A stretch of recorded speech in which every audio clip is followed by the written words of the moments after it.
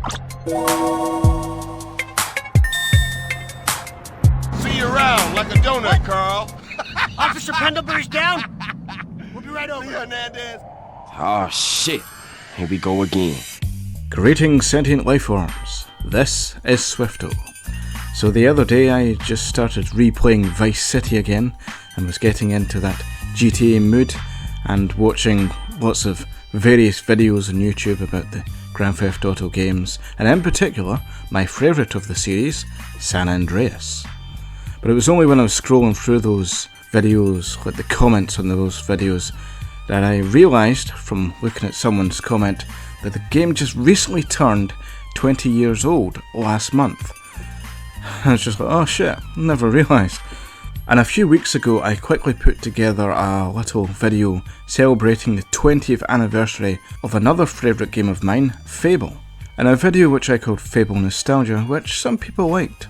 So I thought, hey, maybe I should do another one of those videos in a similar style, all about San Andreas. In that Fable video I said I wasn't going to do a review of the game, it was more about me sharing memories, thoughts and opinions about the game, and things happening in my life around the game, as opposed to actually giving a proper review. As it happened though, I did end up talking quite a bit about the game itself, to the point where it did actually kind of feel like a review, if I'm honest. But although Fable has a bit of a following, GTA San Andreas on the other hand has a huge following, and every nook and cranny of the game has been analysed and talked about so much over the years that I really don't feel like reviewing it myself, as it's been covered many times over the years by far better YouTube creators than I, and they have done a far better job than I'll ever do. So instead I'm just going to talk random shit about my own personal experiences with the game and what it means to me. So if you're looking for a review or an overview of the game, please do feel free to stop watching now and go and find a better video on the subject, because that's not what this video is. Thank you. Anyway, it feels a little bit odd talking fondly and nostalgically about a game series that's all about mass murdering, drug dealing psychopaths. But I would be lying if I didn't admit that GTA has had some influence over me, and it is a game series which I have played and loved since childhood. Yeah, I know I probably shouldn't have been playing those games as a kid, but since it didn't inspire me to become a drug dealer or a serial killer myself, I really don't think much harm was done there. Disney Star Wars on the other hand, well that might just inspire me to go out and knock a few heads about, let me tell you. But I digress. In previous videos I've mentioned my little brother a few times, and he's even appeared in some of my very earliest videos on an older channel of mine long ago. But I seldom talk about my older brother. My big brother and I are just two very different people with very different tastes and opinions, and we don't really get along as well as me and my little brother do.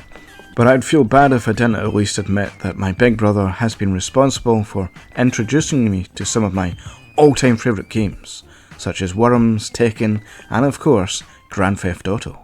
My earliest memories of Grand Theft Auto are from him borrowing the first game on PS1 from someone, and just screwing around in that. I have a distinct memory of the first time I played it, stealing one of those American yellow school buses and then getting it stuck in one of the bridges.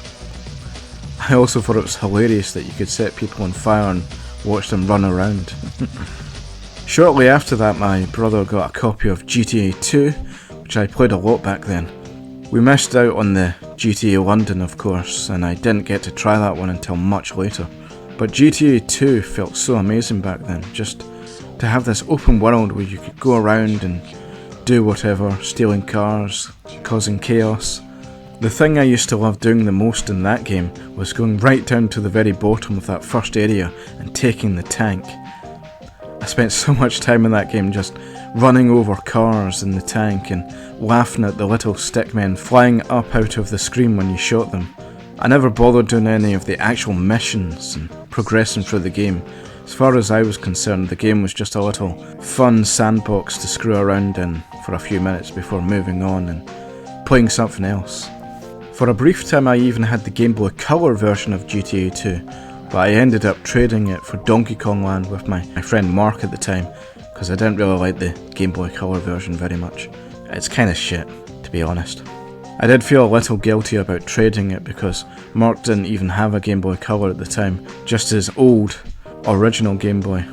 But I did tell him beforehand that he wouldn't be able to play it on that, but he said it was okay because he was going to get a new Game Boy soon anyway. I do wonder sometimes though if he regretted the trade once he got his new Game Boy and finally had the chance to play it and see how shit it was for himself. The PC and PS1 versions are great, just stay away from the Game Boy GTAs, that's all I'll say. At that time I wasn't so bothered about the top-down perspective of the game, but I must admit it does take a little while to get used to it again, going back to it now. At that time I remember also having a copy of Driver 2, which was set in a 3D world environment, closer to what GTA would become later on. Though I have to say Driver 2 is even harder to go back to these days, and is not nearly as fun as GTA 1 and 2. But I mention it now because I can remember playing Driver 2 with its 3D world and wishing that there was a GTA just like Driver, only better. Then the PS2 came along, and with it came GTA 3. Exactly what people had been waiting for, a GTA set in a 3D world. And whoa, did it look amazing back then. So amazing that I never played it when it came out. Though our mum was fine with us playing the older GTA games, I guess GTA 3 was just a step too close to reality, and she wouldn't let us have it. Plus I think the PS2 was just a little bit too expensive for us at the time. But around 2003 my brother and I finally got our PS2 that Christmas. Unfortunately it was a shared present though, which meant that it was roughly 80% his and 20% mine. We got a bunch of games for it, of course, including Jedi Starfighter, Minority Report and a fishing game I think, but I can't remember the exact details of it. Anyway, it wasn't exactly the greatest choice of games, so my big brother immediately went across the road and traded our copy of Minority Report for a copy of Vice City, and we had a great Christmas that day playing Vice City. Right up to the point where our mum found out and forced my big brother to swap the games back, and we were stuck with our copy of Minority Report, which neither of us wanted to play. But that first experience of playing Vice City for the first time was just amazing. Playing GTA in a full 3D world for the first time was just the coolest thing, and once I got a taste of it, and then having it snatched away from us like that, it only made the urge to play a 3D GTA game like that even greater. Despite my mum's objections to us playing violent video games like GTA, we did end up getting a copy of GTA 3 soon after that, and I spent many happy hours exploring Liberty City and having fun riding around and listening to the radio. But then came 2004, and with it the game which I consider to be the pinnacle of the series. I am of course talking about Grand Theft Auto Advance. No wait, I mean San Andreas. I can remember being really excited about San Andreas after reading about it in several games magazines at the time, and reading about how it would have not one but 3 cities, along with countryside, forest, desert and even a mountain. It seemed almost impossible to me at the time that one PS2 disc could fit so much on it when the previous games only had their one city. It seemed incredible to me as I read about how it had this huge map plus several mini games like playing basketball, playing arcade games, dancing mini games, lots of various types of racing missions. And then there was the ability to customise your character with haircuts, clothes, tattoos, make them fat, thin, super strong. I'd never seen a game with so much to do in it before, and it really felt back then that we must have been reaching to almost the limits of what video games could do. Of course this seems a little funny looking back on it now and naively thinking that San Andreas would be something like the ultimate game with so much stuff to do in it. But even so, I still feel like San Andreas has so much going on, and it's amazing that even to this day I'm still learning new things about the game which I didn't know before. This is one of the reasons why I still consider San Andreas to be one of the best in the series. The level of detail that went into it is just incredible, and no doubt if you go looking online, even if you're someone very familiar with the game, you're bound to find out some tiny little detail about the game which you never knew before. I can remember there was a lot of excitement with me that Christmas, not knowing if I was going to get the game or not. I remember not being able to sleep that Christmas Eve, just too excited to sleep, playing True Crime Streets of LA, and imagining how much better San Andreas was going to be than that. Not that that's a bad game or anything. As I said already, my mum wasn't exactly too thrilled with me playing games like GTA, so there was a 50-50 chance that she would have got me something else that Christmas. And I was kind of expecting to be let down. And yeah, sure enough, that Christmas time came, and I got the game. Honestly, I couldn't believe it. Despite acting like she definitely wasn't going to buy it for me, she surprised me that Christmas by actually giving me that game, which I think everyone knew I was excited for. And keep that in mind when I tell you that she bought it for me. That's an important detail for later in my story. But anyway, at that time I got San Andreas, and that was pretty much all I needed that Christmas. I can't remember now, but I think that may have also been the same Christmas that I got Simpsons Hit and Run and a few other classics, which sadly got overshadowed by San Andreas at that time. I was in high school at that time, and all the cool kids, and me, were talking about San Andreas. I can't overstate how big this game was at the time. It was a bit like living through the whole Pokemania of the late 90s again, only with GTA. San Andreas exposed me to a whole other world which I was otherwise completely oblivious to at the time. The world of gang wars, LA-inspired hoods, rap, drug wars and all that stuff, which is very alien to a young white boy who grew up in a quiet little Scottish town where fuck all ever happens. Just for fun, our own little group of high school friends pretended that we had our own gang and would hang out together at lunch break, go down the street and shoot the shit together. We never actually did anything criminal, of course. I'm far too much of a pussy for that kind of thing. But it was just a fun part of my life which I really miss now as an adult. That time when I was in high school and I actually had a nice wee group of friends that we all hung around with. I miss those days. But going back to the game, the sense of freedom that the game gives you, with all the stuff that you can do with CG, and all the various world environments that you can explore, was such an amazing feeling back then.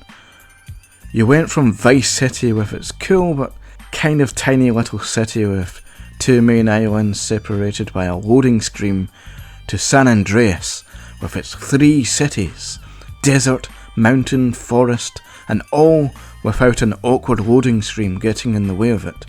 It just felt like such a step up from the previous games. I have a lot of fond memories of playing the game over the years, just mucking about in various vehicles and listening to the radio. KDST, or The Dust, and Radio X were my favourites. Not that I have anything against like the other stations, like the rap stations or anything like that. They were good too, but it's just not really my thing, you know. Of course, the talk stations in these GTA games are always really fun to listen to as well. But one of the biggest selling points of GTA has always been its music. I can remember having fun riding a bike over the hills and listening to Welcome to the Jungle, and using a cheat to spawn in a Hydra and hearing Free Bird play as I ascend into the sky. I loved listening to a Horse with No Name as I rode through the desert, and going crazy speeds along the highways listening to White Wedding and Hellraiser and other such classics. I remember back in high school my friend Lewis said that K-Rose was his favourite radio station, mostly just because he thought that the songs were really funny. And I have to admit, there are some pretty funny songs on that one. And the DJ has a lot of funny things to say as well if you listen to some of the things she says, especially about her husbands. With the PC version of the game, you also have the ability to add your own music tracks to the game, which makes it even more fun to ride around the map with the radio on and not a care in the world. Saying swift oh silly O's, tasty brilliant little O's, come and get some swift O's, tasty brilliant little O's, salty sweet and smell like feet, you can't beat my malted wheat, it's a treat you'll want to eat, just like a feet beneath your feet, your defeat is my sweet treat. Sadly, due to licensing troubles, a lot of the music has been removed from the game in recent times. So I'm glad I still have my original PS2 version to get the full San Andreas radio experience. Speaking of which, I almost lost this copy of mine many years ago when my big brother moved out of our mum's house to go and live with our dad, who lived up a hill way on the other side of town. I mention this because, as I said already, our PS2 was a shared present, which meant him being the older, it was his first and mine second. So when he moved out, he took the PS2 with him and all the games we had at the time, a few of which were my games, including my copies of True Crime, 007 Nightfire, and of course, San Andreas. I'm a big Bond fan, by the way, so I was pissed off that I had to go all the way up to my dad's to play Nightfire. I ended up just getting the GameCube version, just so I could play it. In fact, that's why I ended up being more of a GameCube kid at that time, because my big brother buggered off with our PS2, and I was left with just my GameCube and the small selection of games I had for it. And it was always hard to find GameCube games, even back then when it was still a current system. But if I wanted to play a PS2, I had to go all the way up to my dad's and either play it up there or take it all the way back to my mum's. And this was an original PS2, by the way, the big fat one. So there were times where I would carry this big heavy box all the way back home with me, only for my big brother to show up at my mum's and immediately take it back again. It was a real pain in the arse, I can tell you. But I guess I should consider myself lucky that it was just a fat PS2 and not one of those original Xboxes. That thing would have killed me lugging that thing around up and down a hill all the time. But after a while I just had to give up and accept that our shared Christmas present was his now and be content with my GameCube, which of course didn't have any GTA games for it.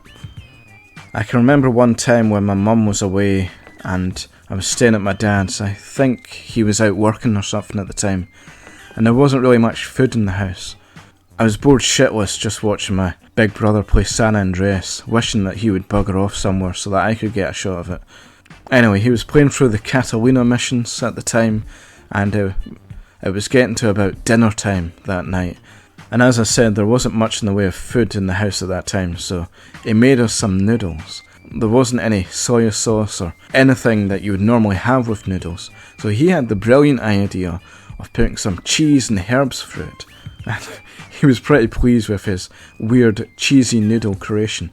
But I have to be honest with you and tell you that was some of the worst disgusting shit I've ever tasted. But now every time I'm near Catalina's shack in the game, I'm always reminded of that night and those awful cheesy noodles. Finally, after a while, I think, after getting sick of hearing me complain about my big brother taking the PS2 away, my mum got me another PS2 some Christmas after that. It was a slim one, which of course meant that it died after a couple of years, and it came with a copy of Vice City. I guess my mum had either given up trying to stop us from playing violent video games, or maybe she just thought I was old enough to handle it by that time. I really enjoyed Vice City, and I know a lot of people consider it to be the best in the series, but for whatever reason I've just never really got into it and enjoyed it as much as San Andreas or even GTA 3.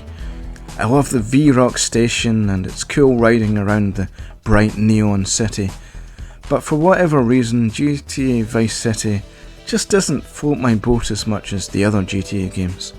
Still a great game though, so don't get me wrong in that. Still love it, but just not as much. Anyway, soon after getting that, I then got a second copy of San Andreas, this time the Platinum edition, and was finally able to play it in my own room at a more relaxed pace without any interference from my big brother. Even so though, this wasn't good enough for me. I was still pissed off at him for taking my original copy, so one day I decided to go up to my dad's and steal back my original copy when he wasn't there. Now I have two physical versions of the game, the OG release and the Platinum for good measure. I think by this time my big brother had broken our PS2 or just got bored of San Andreas, so don't think he was too fussed about me taking the game back anyway, unless he never realised. And if he watches this video, he'll probably be pissed off at me now. Fuck him. For the longest time I used to just play the GTA games to muck about in, driving around, running people over, enjoying the radio, not really playing the game properly.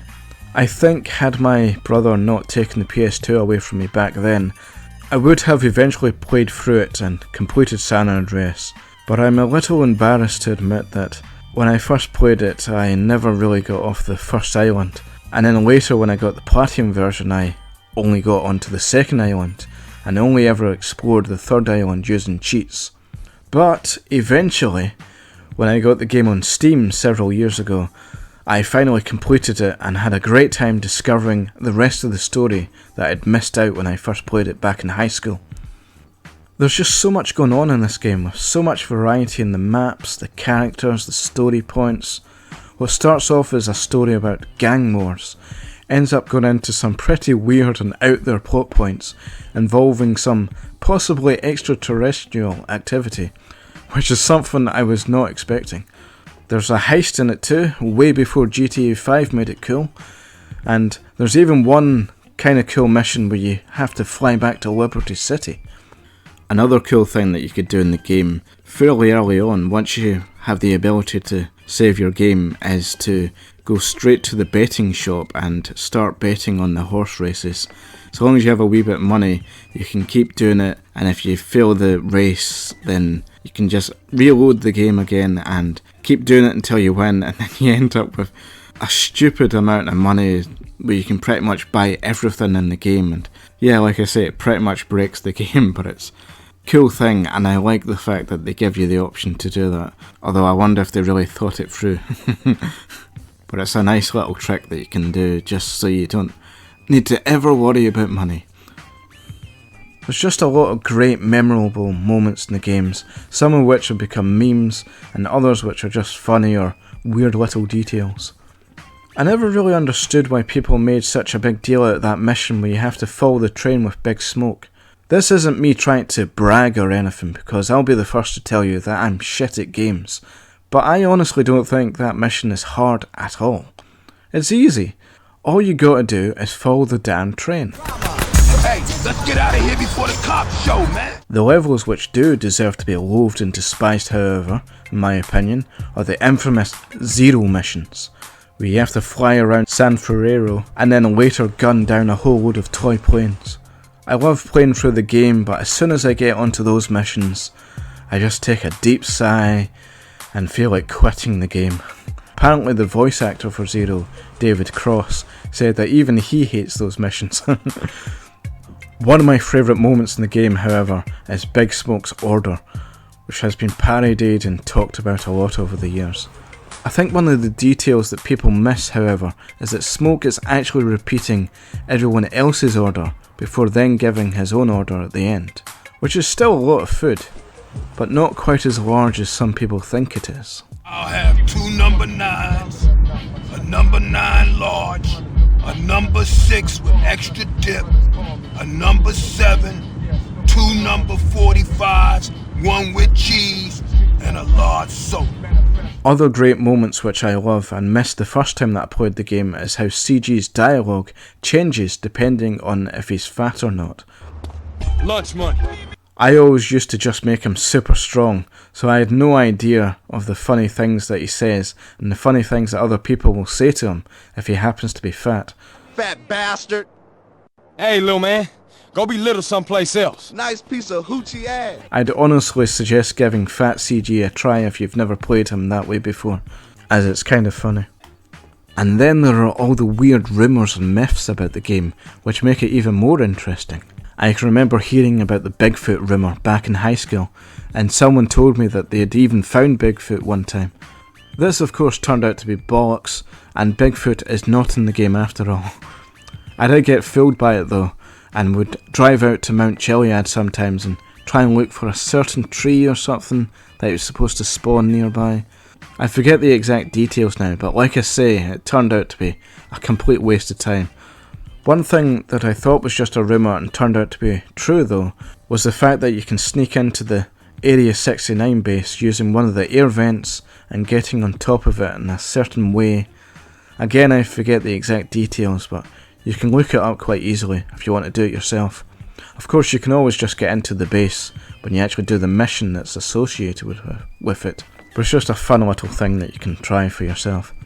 There are just so many great moments and little details in the game which I won't touch on here, but I'm sure if you've played the game yourself you'll have your own favourites as well as parts which annoy you and frustrate you as well. I'd love to hear your thoughts and memories of the game in the comments if you feel so inclined to do so. I have to say though, I don't know if it's just because of the long time it took for me to finally beat the game or what, but once I'd finally done everything and completed the game, I felt a kind of hollow feeling. And San Andreas isn't the only time that this has happened to me. There have been quite a few games that I've completed over the years and only to be left with a kind of hollow feeling by the end of it. It just feels like, I don't know, I can't believe that it's finally over. It's hard to explain exactly, but once it was over I just kind of felt sad knowing that there'd be no more crazy missions with CJ and his oddball collection of friends. I guess maybe the reason for the hollow feeling was that it was like finally saying goodbye to that strange, fun time in my life all those years ago when I was in high school and I had a wee gang of friends. I completed the game by myself as an adult and there was no one there to share the moment with, and it just left me feeling a bit hollow knowing that that part of my life was over and I could never get it back. And I guess playing San Andreas sort of gave me the opportunity to, in a way, relive those high school years, and now that I'd completed it, it was just like, oh, that's it over. So I guess maybe that's why I sort of had an odd feeling at the end of it when I completed it at first. But regardless of the ending feeling a little bit hollow, I still love the game. I still consider it to be one of my all-time favourite games. I played through it a few times now, even that so-called definitive edition which everyone loves, and I still think it's an amazing game after 20 years. So much so that I have to say I was a little bit disappointed with GTA 4 when I first played it on the Xbox 360 back in 2009 or something like that. The fact that it was just one city with no countryside felt a little bit like a step back, and its more realistic approach felt less fun to me, and there were less weapons, and overall it just didn't feel as cool and as fun as San Andreas had been. But since then, however, I have developed a bit more appreciation for GTA 4, and I do in particular appreciate the level of detail that has gone into making it feel like a real city, which the older games never really felt that realistic in retrospect. GTA 4 has its charms and I have slowly come to love it over the passing years, but neither 4 or 5 have ever been able to capture my attention the same way that San Andreas did back when I was a teenager. Maybe it's just a kind of bias due to it being released when I was at the right age to be impressed by it. Perhaps people who were teens when GTA 5 came out think it's the greatest GTA ever. I'm not sure, maybe not. All I know is that San Andreas still kicks arse to this day, and everyone who worked on it should be proud to have worked on one of the greatest games ever made. Happy 20th anniversary to you, GTA San Andreas. What a fantastic game. And it's nice to see that after all this time the fan base of the game is still going strong and still growing. There are a lot of people making awesome mods for the game and a shit ton of great videos in the game too, far better than this shitty little thing I've slapped together. You can find out so much more information on other people's videos. And as well as that, there are a lot of great silly videos about the game too. In particular, if you like some classic YouTube poops, I often go back and rewatch Flying Kitty's brilliant GTA poops. It's the good shit, I'd recommend it. Anyway, if you've made it this far, apologies for rambling on and talking utter nonsense for so long, but thank you very much for listening to my rambling nonsense, and I hope you got some kind of enjoyment out of it. I would love to hear your thoughts and memories of this classic game in the comments. I have been Swifto, and I'd just like to say, peace to you, my homies. That was extremely cringe. Farewell. Grove Street. Home. At least it was before I fucked everything up.